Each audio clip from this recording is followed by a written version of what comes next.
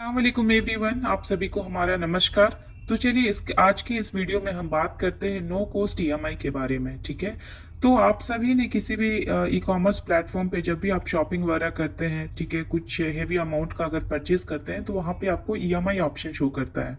And in the first option में आपको एक नो कॉस्ट ईएमआई का ऑप्शन शो करता है, राइट। तो जब आप नो कॉस्ट ईएमआई पे कोई भी चीज़ परचेज करते हैं तो आपको ये लगता है कि इस पे कोई भी इंटरेस्ट चार्ज नहीं हो रहा है, ठीक है। लेकिन जब आपके स्टेटमेंट पे ईएमआई का इंस्टॉलमेंट ऐड होता है तो वहाँ पे आपको इंटरेस्ट प्लस जीएसटी भी चार्ज होता है, ठीक है। तो यहाँ पे आपको बताया गया है कि नो कॉस्ट ईएमआई है, लेकिन आपके स्टेटमेंट पे इंटरेस्ट प्लस जीएसटी भी चार्ज हो रहा है हर इंस्टॉलमेंट में।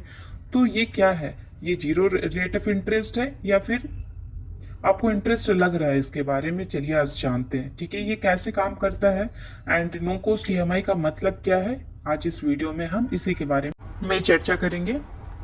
तो हमने फ्लिपकार्ट का एप्लीकेशन ओपन कर लिया है और यहाँ पे एक प्रोडक्ट जो है लैपटॉप को सिलेक्ट कर लिया है, ठीक है, जिसका प्राइस है 40,990 रुपीज़। ओके। तो ये प्राइस है और यहाँ पे चूंकि नो कॉस्ट ईएमआई मुझे शो कर रहा था इसलिए मैंने इसी प्रोडक्ट को चूज़ किया है। तो अब यहाँ पे हम पे विथ ईएमआई ऑप्शन से जाते हैं, ठीक है, क्योंकि हमें ईएमआई का ही जानना है, नो कॉस्ट ईएमआई के बारे में जानना है। तो पे विथ ईएमआई ऑप्शन से मैंने क्लिक किया। यहाँ पे कुछ आपको वारंटी वगैरह आ रहा है, वो तो हमें लेना नहीं है, हमें सिर्फ जानना है। तो मैंने स्किप कर दिया है उस ऑप्शन को। यहाँ पे आप प्राइस शो कर रहा है मुझे। एंड अब हम आ गए हैं ईएमआई के ऑप्शन पे, क्योंकि मुझे ईएमआई से सिलेक्ट करना है। एंड फर्स्ट ऑप्शन पे आप देख रहे होंगे नो कॉस्ट ईएमआई शो कर रहा है। सेकंड ऑप्शन पे आपको 6 मंथ का शो कर रहा है। एंड तो हमने यहाँ पे सिलेक्ट किया है 3 मंथ ईएमआई, ठीक है, जिसका आपको यहाँ पे देख रहे होंगे आपको 1026 रुपीज़ आपको interest charge by bank show कर रहा है। And no cost EMI discount भी आपका सेम प्राइस का शो कर रहा है, तो 1025 शो कर रहा है। एंड ये टोटल आपका कैलकुलेट होकर के आ रहा है 39,319 रुपीज़, ठीक है। तो ये हमारा टोटल अमाउंट जो है वो डेबिट होना है जब हम इसका ट्रांजेक्शन्स करेंगे with no cost EMI option से। नीचे भी आप देख रहे होंगे कि 6 मंथ के लिए करते हैं तो 16% आपको रेट ऑफ इंटरेस्ट चार्ज होगा। एंड अगर आप 9 मंथ के लिए करते हैं तो भी आपको 16% आपको जो इंटरेस्ट है वो चार्ज होगा, ठीक है। एंड उसका ईएमआई अमाउंट भी आपको दिखाया गया है। एंड ये जो आपका नो कॉस्ट ईएमआई का है, नो कॉस्ट ईएमआई के लिए ईएमआई का जो अमाउंट है वो भी आपको दिखाया गया है कि कितना लगना है, ठीक है। तो यहाँ पे मैंने आपको 6 मंथ का जो है वो कितना है। अब यहाँ पे आपने जैसे नो कॉस्ट ईएमआई पे देखा था कि आपको interest charge by bank and discount भी था, लेकिन यहाँ पे ओनली क्या है, इंटरेस्ट चार्ज बाय बैंक है, उसका डिस्काउंट जो है वो नहीं दिया गया है, क्योंकि इसमें आपको चार्ज लगना है, ठीक है, मतलब इंटरेस्ट लगना है, इसलिए आपको डिस्काउंट नहीं दिया गया है। ऊपर आप नो कॉस्ट में देख रहे थे कि आपको डिस्काउंट दिया गया था बाय द बैंक, ठीक है।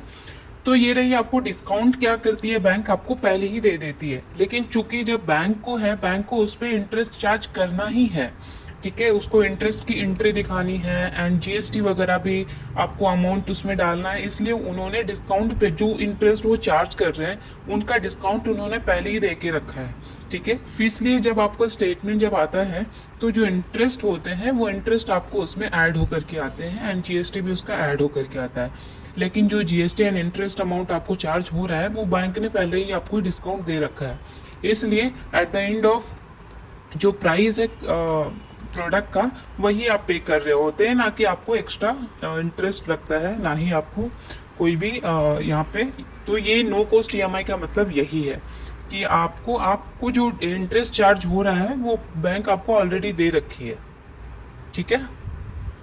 तो यहाँ पे भी देखेंगे आप, जब यहाँ से आप कार्ड डिटेल्स डालेंगे या कार्ड का जो सीवीवी नंबर पर जो एक्सपायरी डेट है वो डालेंगे तो यहाँ पे प्लेस जो है वो हो जाएगा, ऑर्डर जो है वो प्लेस हो जाएगा। एंड जो अमाउंट रहना है आपको 39,318 रुपीज़ ही रहना है, ठीक है। इसमें कोई भी आपको चार्जेस जो है एक्स्ट्रा आपको नहीं लगने हैं।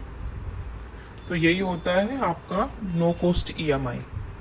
एंड यहाँ पे आपको डाउन पे भी शो करेगा, ठीक है, कि आपको ये कितने दिन में प्रोसेस हो जाते हैं, क्योंकि जब भी आप ईएमआई पे कन्वर्ट करते हैं वो ईजिली आपका नहीं हो जाता है, आपको कुछ दिन समय लगते हैं। बैंक की तरफ से, अगर एक्सिस बैंक का है तो एक्सिस बैंक की तरफ से आपको उसके लिए 5 वर्किंग डेज का समय होता है सेटलमेंट डेट से, लेकिन इन लोगों ने दे करके रखा है 8 वर्किंग डेज, ठीक है। एंड यहाँ पे इन लोगों ने मेंशन भी करके रखा है कि 1025 रुपीज़ जो है वो बैंक की तरफ से आपको डिस्काउंट मिला है, ठीक है। तो वो ये ओनली एप्लीकेबल होता है 3 मंथ ईएमआई के लिए, ठीक है। 6 मंथ का जब भी आप देखेंगे तो इस पर आपको इंटरेस्ट लगेगा। ये जस्ट शॉर्ट टेन्योर के लिए होता है, जैसे कि मिनिमम आपका 3 मंथ है तो 3 मंथ के लिए ही ये दे करके रखते हैं। बाकी सारे टेन्योर के लिए आपको जो इंटरेस्ट है वो मैंडेटरीली चार्ज होता है, ठीक है। तो ये जो ईएमआई है वो मर्चेंट की तरफ से कन्वर्ट होता है, ठीक है। एंड मर्चेंट की तरफ से ईएमआई कन्वर्ट होने के दो फायदे हैं। एक कि पहले आपको 1% ही आपको processing fee charges plus 18% GST लगते हैं। दूसरा कि आप जब भी चाहे इसे, अगर मान लीजिए प्रोडक्ट आपको पसंद नहीं आया तो आप प्रोडक्ट कैंसिल कर देते हैं तो रिफंड भी आपको कंप्लीट रिफंड मिल जाता है with processing fee reversal. And यदि आप ईएमआई को प्री क्लोज करना चाहते हैं तो प्री क्लोज करने के लिए भी आपको किसी भी प्रकार का चार्जेस पे नहीं करना होता, ठीक है। ओनली आउटस्टैंडिंग प्रिंसिपल अमाउंट जो है वो पे करना होता है। तो यही फायदे हैं मर्चेंट के द्वारा ईएमआई कन्वर्ट करने के। जब भी आप ईएमआई पे लें मर्चेंट के द्वारा ही कन्वर्ट करें।